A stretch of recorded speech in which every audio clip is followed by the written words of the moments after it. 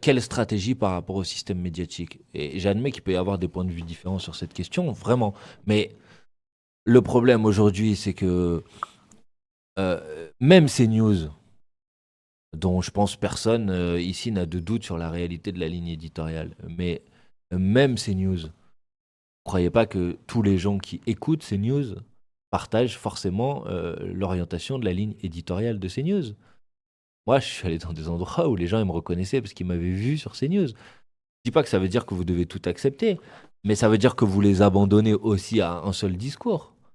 Donc en fait, vous êtes toujours dans une forme de compromis entre aller mener la contradiction et d'un certain point de vue légitimer aussi l'idée qu'il y a plusieurs avis qui peuvent s'exprimer sur ces chaînes en y allant. J'admets qu'il y a aussi ça.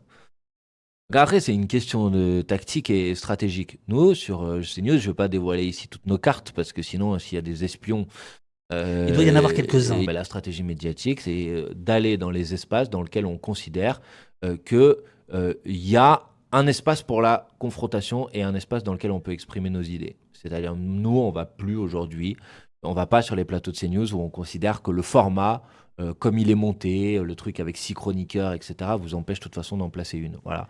Après, quand vous allez dans une matinale dans laquelle vous avez un journaliste qui va vous poser des questions tout à fait orientées, tout à fait biaisées, c'est une évidence, et dans lequel après vous allez quand même pouvoir répondre, bah, vous avez un espace dans lequel vous faites de la politique. Et après, pardon, il faut être bon, c'est tout, quoi. Donc on travaille. Après, des fois on est bon, des fois on est moins bon, mais il faut être meilleur qu'eux. Voilà, et c'est comme ça qu'on gagne, hein.